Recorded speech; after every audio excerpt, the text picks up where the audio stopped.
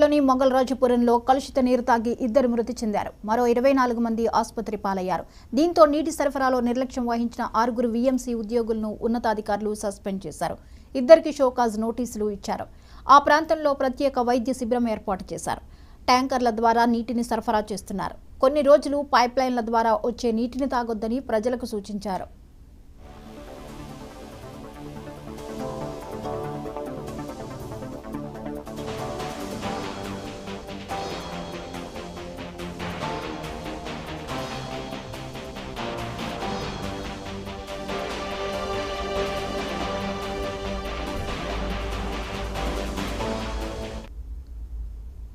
విజయవాడలోని మొగల్రాజుపురంలో కలుషిత నీరు తాగి ఇద్దరు మృతి చెందారు. మరో 24 మంది ఆసుపత్రి పాలయ్యారు. దీంతో నీటి సరఫరాలో నిర్లక్ష్యం వహించిన 6 వీఎంసీ ఉద్యోగులను ఉన్నతాధికారులు సస్పెండ్ చేశారు. ఇద్దరికి షోకాజ్ నోటీసులు ఇచ్చారు. ఆ ప్రాంతంలో ప్రత్యేక వైద్య శిబిరం ఏర్పాటు చేశారు. ట్యాంకర్ల ద్వారా నీటిని సరఫరా చేస్తున్నారు. కొన్ని రోజులు పైప్లైన్ల ద్వారా వచ్చే నీటిని తాగొద్దని ప్రజలకు సూచించారు.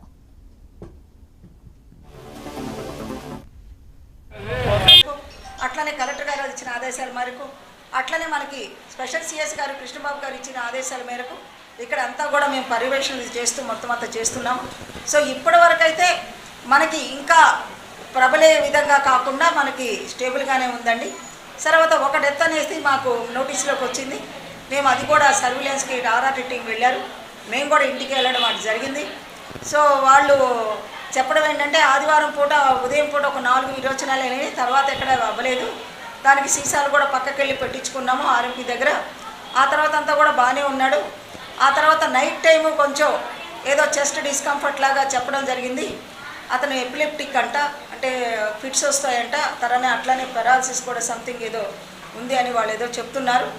సో ఆ విధంగా వాళ్ళు అది రాగానే వాళ్ళు ఆ పక్కనున్న ఏదో ప్రైవేట్ హాస్పిటల్కి వెళ్తే వాళ్ళు ఇక్కడ కాదు, ఇది దానికోసం కాదు అనిపించట్లేదు, మీరు వెంటనే గవర్నమెంట్ హాస్పిటల్కి తీసుకెళ్ళండి అని చెప్పడం జరిగింది. సో వాళ్ళు మార్గ మధ్యలో వెళ్ళినప్పుడు ఆ మార్గ మధ్యలో చనిపోవడం అనేది జరిగిందండి దురదృష్టవశాత్తు. సో అక్కడికి వెళ్ళిన తర్వాత బ్రాడ్ డెడ్ అని మాకు జీజీహెచ్లోకి వెళ్ళినా కూడా వాళ్ళు కూడా బ్రాడ్ డెడ్ మేబీ అంటే ఇంత తొందర పీరియడ్లో జరిగింది కాబట్టి ఏదైనా గుండెకి ఏదైనా సంబంధించిందా ఏదని కూడా కొంచెం అది సస్పిషియస్గా ఉంది. సో యాజ్ అ హోల్డ్ మనం ఉన్న పరిస్థితులన్నీ కూడా మనకి అన్నీ కూడా ఇక్కడ ఇప్పుడు మరీ అంత ప్రమాదకరమైన పరిస్థితులు అయితే లేవు. ఉన్న వాళ్ళందరూ కూడా కొంతమంది ఇన్పేషెంట్స్ గాను మిగతా వాళ్ళు ఇళ్లల్లో గాను వాళ్ళు ఉండడం జరిగింది. ఇక్కడ మేము ఏదన్నా ఉన్నా కూడా ఇక్కడ నిరంతరం ఇక్కడ మెడికల్ క్యాంప్ కంటిన్యూ చేస్తాము. డాక్టర్లు కూడా ఇక్కడ ఉంటారు కాబట్టి స్టాఫ్ అందరూ ఉంటారు కాబట్టి ఏది ఉన్నా కూడా వెంటనే ఇక్కడికి రమ్మని చెప్పి కూడా అందరికీ అవేర్నెస్ ఇస్తున్నామండి. అలానే మా ఏఎన్ఎంస్ కూడా ఇక్కడ ఉన్న మొత్తం అంతా 1002 ఇళ్ళు ఉన్నాయి. నిన్న 579 ఇళ్ళు నిన్న పర్యవేక్షణ చేయడం జరిగింది. ఈరోజు కూడా 579 282 ఇళ్ళు కూడా ఈరోజు వాళ్ళు వెళ్ళి చూడటం జరిగింది. ఒక 4 కేసులు కొత్తగా మాత్రం 4 కేసులు ఆల్రెడీ మోషన్స్ వచ్చి రికవర్ అయ్యి ఇళ్లలో ఉన్నారు. కొత్త సర్వే చేసిన దాంట్లో ఒక 182 ఇళ్ళు మాత్రం ఆల్రెడీ మైగ్రేటెడ్ వెళ్ళిపోయారంటే వాళ్ళు తాళం వేసుకొని ఉన్నారు.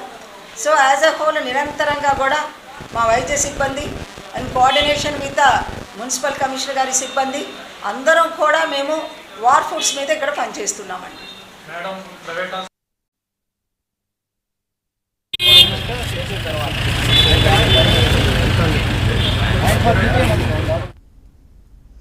ఈ అంశంపై మరిన్ని అప్డేట్స్ని రీజనల్ కోఆర్డినేటర్ అనిల్ అందిస్తారు.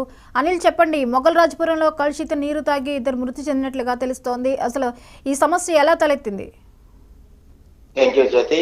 ఏదైతే మొగల్రాజుపురంలో నిన్న ఏదైతే కలుషిత నీరు తాగి 3 చనిపోయారు, అయితే ప్రధానంగా ఒక 2 మాత్రం నిన్న చికిత్స పొందుతూ చనిపోయారు. మొత్తం 26 మందికి డయేరియాగా అధికారులు కూడా గుర్తించి చికిత్స అందిస్తున్న నేపథ్యంలో మరొకటి చనిపోవడం జరిగింది.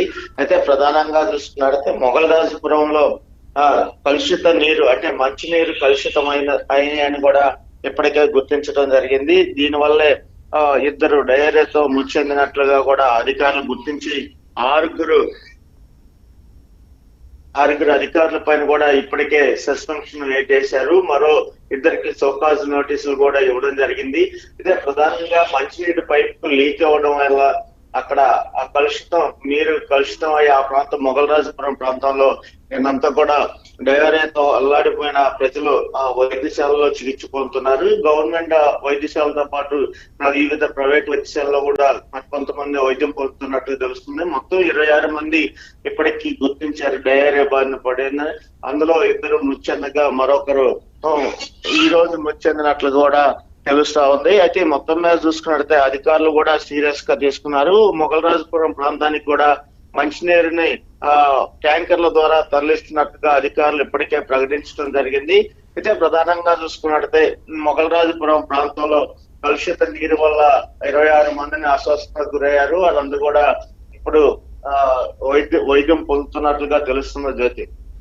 అయితే అనిల్, నీటిని టెస్ట్ కి పంపించినట్లుగా తెలుస్తోంది. మరి దీనికి సంబంధించిన రిపోర్ట్స్ ఎప్పుడు వచ్చే అవకాశం ఉంది? అసలు ఈ సమస్య ఎందుకు వచ్చింది అన్న దాని మీద క్లారిటీ ఎప్పుడు వస్తుంది?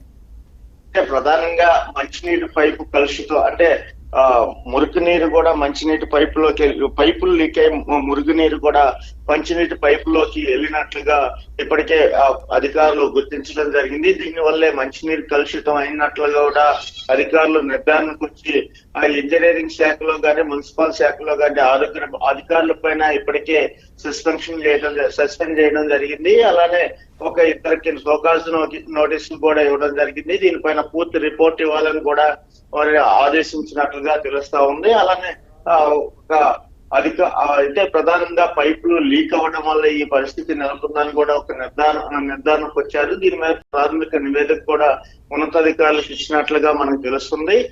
మరొక నీటిని కూడా ఏదైతే ల్యాబ్ పంపించడం జరిగింది. ల్యాబ్ రిపోర్ట్ వచ్చిన తర్వాత కూడా అసలు ఏం జరిగింది అనేది కూడా పూర్తి విషయాలు వెలుగులోకి వచ్చే అవకాశాలు ఉన్నాయి జ్యోతి.